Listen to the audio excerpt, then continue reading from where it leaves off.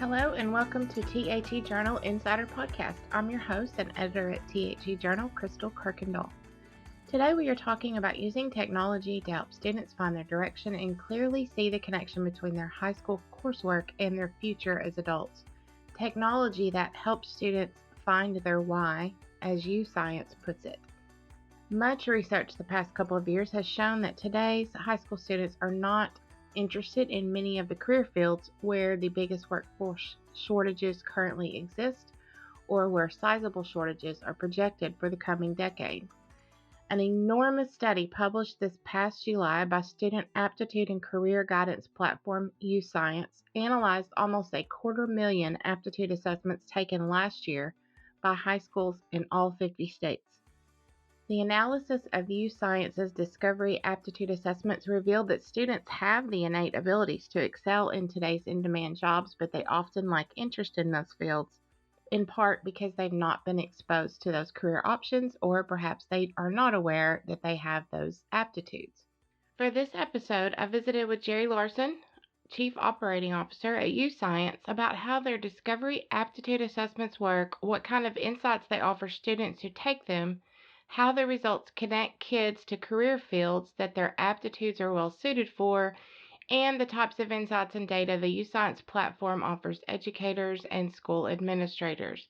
There's also a mini demo of the Discovery assessment results and dashboard starting around the 6-minute mark, which you can view on the YouTube version of this podcast or on our website, thejournal.com. Welcome to the podcast, Jeri. Thank you for taking the time to visit with me today. Jeri, I was wondering if you could start us off by introducing sort of an overview of YouScience. Yeah, absolutely. So I am lucky enough to work with YouScience.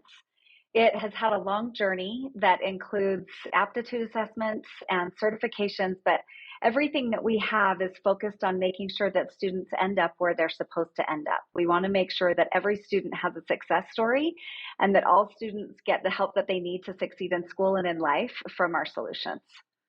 Awesome. So one of the key differentiators of YouScience is that we have an aptitude assessment that we give to students in any secondary institution, so middle school up to high school. We have two different versions because, as everyone knows, their aptitudes don't fully settle until they're about, between 14 and 16, depending on the kid. But with those aptitude assessments, it also then spits out at the end of that, it says not only here's all of your wonderful aptitudes and tells them exactly about their brain. Now, I want to be very clear. This isn't a test. It isn't something where you go in and can you remember the Pythagorean theorem? That's not it. It's actually like, can you see spatially? So can you remember patterns? Can you remember numbers? Can you remember words? Can you be creative? How fast can you be creative?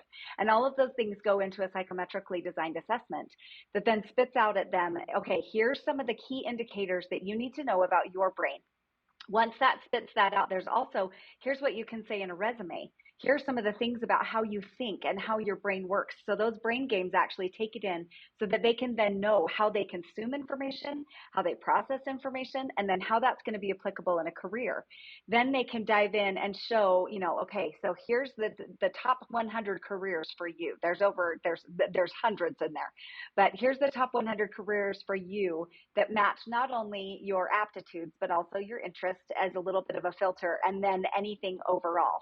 Then it says, here's how many of years of education you'd need for that. And it can go from 1 to 3 so that they don't all have to take the college path. And then there's the 4 to 6 and the 6 to 8, and they can figure out exactly what they'd like to do, the different careers, what that means for them on the daily, that every single day they go in and this is what this job would look like. Here's how you'd interact with other folks. And here's how many of those jobs are available in the United States. And here's how much you'd get paid. So it's pretty fantastic for them to jump in. Yeah. Right. We feel like the connection to careers is amazing. I mean, I really wish they would have had that when I was in high school. I know, every single person said that. Right, I'm sure.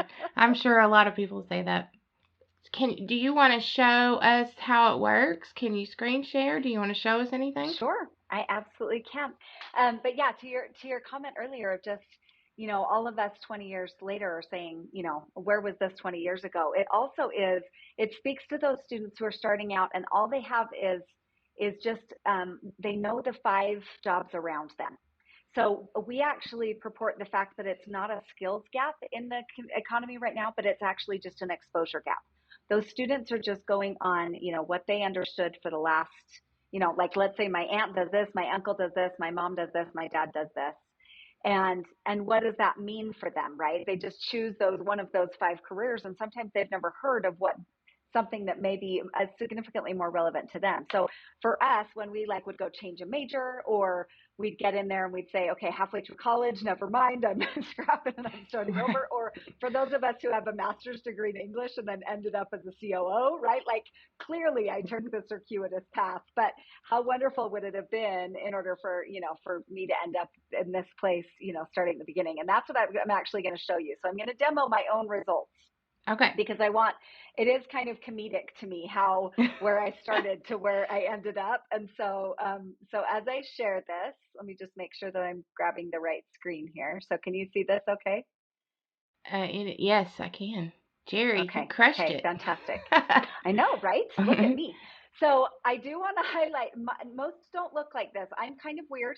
And so mine are all pretty equal, but it is responsive design here, so that as you get into your results, it'll show you if you are very, very strong in this or very not. I'm kind of a jack of all trades, and so it's got all of mine are separate, but it jumps into each of these. You can dive into what that means for you. You're a visual scanner, so here's what that means. Then as you go in, you can talk about how your brain works. Here's how you approach things personally. Here's how you contribute to a team. Here's what types of work that might interest you. You can also jump into this career matches piece, which is what I was talking about earlier. And this will drop you into overall fit, aptitude fit, interest fit. And then you'll notice over here that we don't say every single person has to take the same path. There's a different kind of educational investment that you can say. So I've got all of them in here. The reason why this is comical to me is because in none of this does it say English instructor at the university level. All of them say, lawyer, there's intelligence analyst. And then when I get into interest fit, it's super interesting because it's curator, human resources specialist. By the way, I act as our CPO as well. There's budget analyst, which I do on the daily. There's organizational pieces. So it is pretty entertaining how much it truly does reflect what I do. And then when you jump into describing you, this is one of my favorite pieces. And it says, here's some key terms that help describe you. So these cute students who are going into their first interviews and have no idea how best to sell themselves can have words and terms that actually purport to their brains. And then you can choose and say, here's the ones that I think should be removed. Those don't totally apply to me. I want to highlight these 3 instead. And then they have phrases to put on their resumes as well. As we, our other part of our business is obviously certifications, and then the insights that can come from all of this. And with the certifications, they can also then put that on their resume so that they can jump straight into a career that makes the best fit for them. Okay, that is amazing. We also have a colleges and career tab where you can jump in and it'll say, based on what your matches are, here's some of the best colleges that offer the best programs for that, if that's your path. And where does that data come from? Does it come from partners, or does it come from U.S. News and World Report's rankings, or? Yeah, we actually have partnerships with large national HR firms and all of the OSHRM data. And so we pull it straight from that to be able to know exactly what's out there. Okay. All right. And so about how many K-12 students have completed one of these assessments now? We have 850,000 students a year in it. Okay. So, but we're just scratching the surface. Paula can share how her team uses it, but we're just barely getting started. And so what can you describe the structure of, is it like a subscription plan for a school district, or can one teacher just sign up, or how does that work? And I'm sure that the pricing is, per student or something like that, but can you just kind of describe that for an educator or an administrator who's interested in this but concerned about cost? Yeah, absolutely. So we have it coming in myriad ways. We have some state contracts where the state has purchased it unilaterally for all of their students. We have some district-wide contracts or cohorts who have purchased it. That's actually our number one purchaser, is that will come in at that district or that cohort level. And then we also have schools that can get it just for their own selves. So a lot of our certification exams are purchased, as you would imagine, by CTE directors or CTE directors of the state. And they want to make sure, because we have over 200 certifications that are recognized nationally. So they want to make sure that they can get in that. And then they also get Discovery at the same time for their students. Mm-hmm. We also have a lot of IECs who use us, and the individual, education consultants who come in. So we also have on our website, if any parent just wants to buy it for their child, they can just purchase it straight off our website as well. Okay. And about how many school districts do you guys work with, like this, this time of year, about right now? Yeah. Thousands and thousands. So we cover all the United States, and then we've also got some international English speaking schools as well, kind of organically. We're not even shooting for that market yet, but there's some schools in China who raise their hand. They're like, hey, we're trying to, we have an English speaking school over here and we'd love to use it.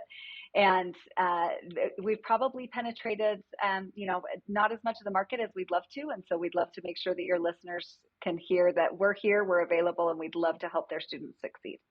And so tell me about if a school district is interested in finding out more information, getting a quote or whatever, what happens next? They go straight to our website, and then there's a spot on there that says request a demo.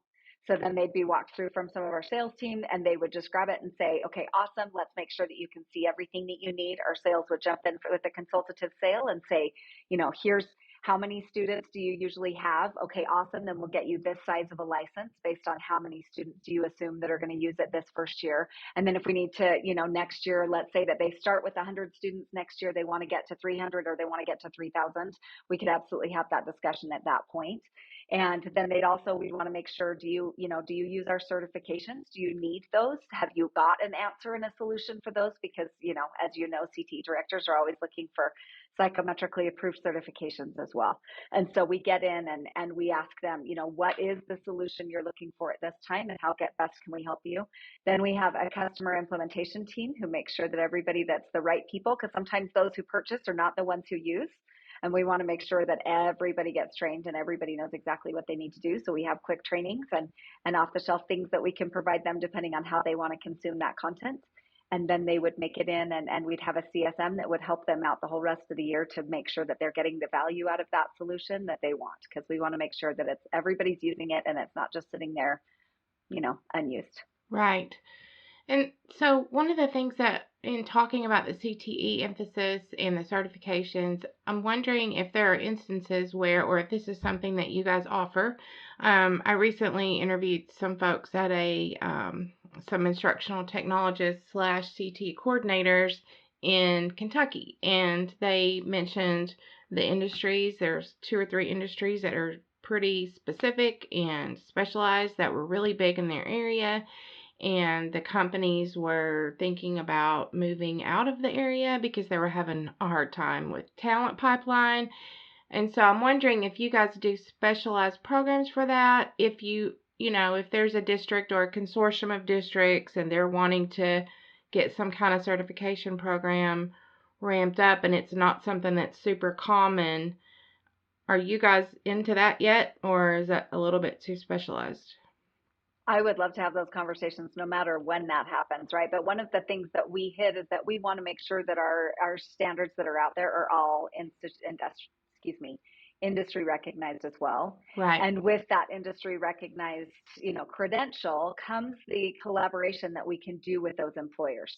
So we have hundreds of employers who have, from each region, who have said, okay, if somebody came to me and they had these certifications in place, and they have these aptitudes, I would hire them immediately. Like, let's just get them in the doors.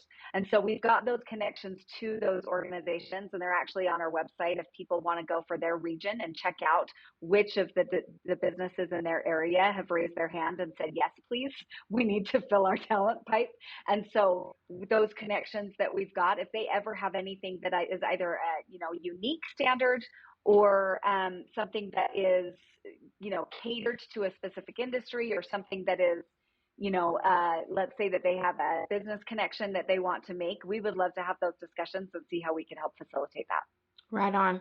So you're saying that on your website, if a school district or a consortium or something, and they're surrounded by high unemployment, and they've also got these big companies or manufacturers or whatever it is in their region that are constantly trying to hire new people, they should start by checking out your website and see if there is already something there, is what you're saying. They So you should. already work Yeah, with they a bunch. should. Okay, that's great. Yeah. The other thing, yeah, the other thing with that, Kristal, is that again, with like, we don't actually believe that there's a full talent gap or a talent shortage. It's just that these students have an exposure gap and don't know where they're supposed to go. So much of our research has shown that those quote gaps shouldn't actually exist. We have enough students to fill those spots, and we have enough students who are incredibly bright and should go to those spots. But for example, we've conducted reports and gotten, research out there. We've got a student ability report that's out right now, where we figured out that their interests are not necessarily matching their aptitudes, and in fact, they rarely do. So, Yep, I saw for that. I think I example, reported on that recently. It's a couple of studies, though. I mean, in the last 9 months, there's been a couple of real hundreds of thousands of students in the research showing enormous exposure gaps, especially among students of color and female students, right? So how do we 100%. fix that? I mean, what's the solution? Well, so some of the numbers that are coming back from our data are that advanced manufacturing, there is 3.1x interest, or excuse me, aptitude over interest. So for example, it only shows that some of them are like, I'm maybe not as super excited about that. But then when it comes back on their aptitudes, it's like, yes, but you should be, your brain works this way. There's there's a huge gap between health sciences. There's 1.8 aptitudes over interest for health sciences. Law and public safety, there's 3.9x gap over, of aptitude over interest. And when you divide it for female students, the deltas are even greater. So for example, going back to that advanced manufacturing, they are 9.8x likely to have a better aptitude over interest for those. For agricultural and natural resources, there's 4.3 aptitude over interest. And so when you ask, what should these people do who have these locations that used to provide all of this amazing workforce, but that workforce has not been feeding back in, I'm like, your students have it. They just need to know that those are really great positions for them and that their aptitudes would feed them towards that. And so in the schools, if they can also say, look, to those 100 students who show that high aptitude, like, you would be awesome at this local company that has been providing value for years. We just need to make sure that you get in that pathway to get you there. Right. So two more questions that I just thought of. The first one is job titles and even the names of sectors are changing all the time. I don't know if you've looked at LinkedIn jobs in the last 2 years, but the job they're all over the place. I won't even start on the whole, like, chief meme officer or whatever, but they're just like the regular job titles are all over the place. It's not like it was 5-10 years ago where this meant this and it meant that across any sector it was relevant in. Yeah.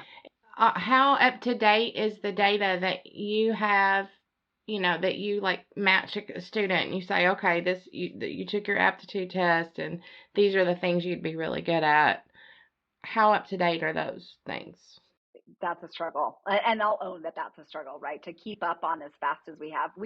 None of us knew that chief DE&I officer was going to be a thing a year ago, right? Or maybe 3 years ago. We all knew a year ago. But Yeah. so to that end, we are constantly trying to audit those. We're trying to get the most recent data, and we are constantly looking through that. Now, could everybody always be better on that? Yes, because we could be real time. We obviously can't, if they post a new job on Indeed, we can't immediately grab that and say, oh, now we know everything about that role.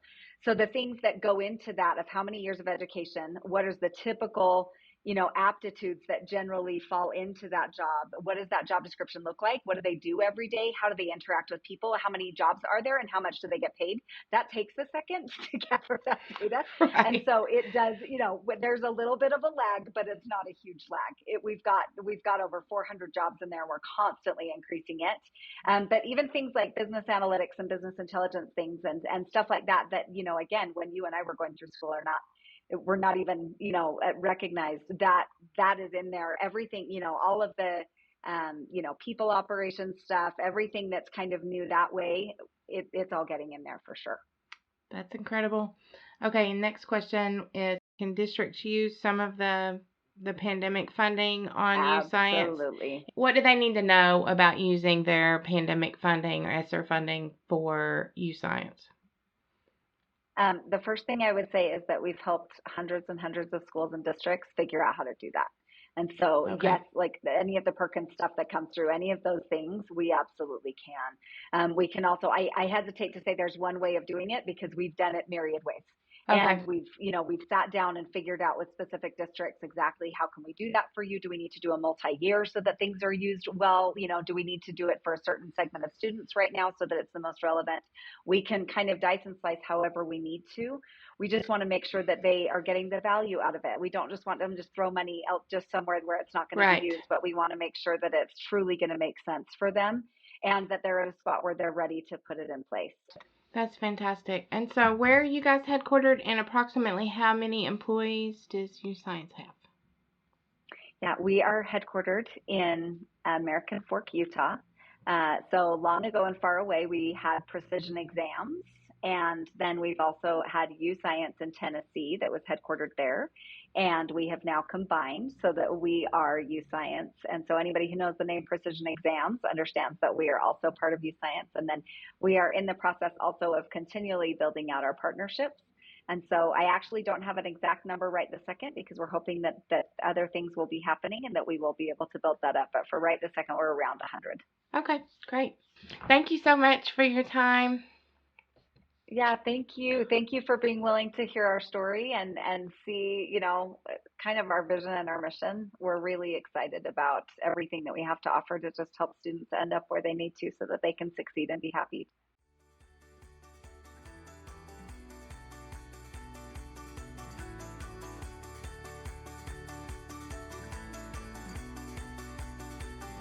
Thank you for being with us today on THE Journal Insider Podcast. You can find links to resources and solutions discussed in this episode at thejournal.com, as well as lots of K-12 technology news, insights, grant opportunities, events, and much more. I'm Kristal Kuykendall, editor at THE Journal. You can stream our podcast episodes on our website or find us on all the major streaming platforms. You can also find associated video content when mentioned within the episode on our YouTube channel, which you will find at youtube.com/C/1105 Media Education Group. Or you can simply search for 1105 Media Education on YouTube. Thank you so much for listening. Until next time, make today a great day.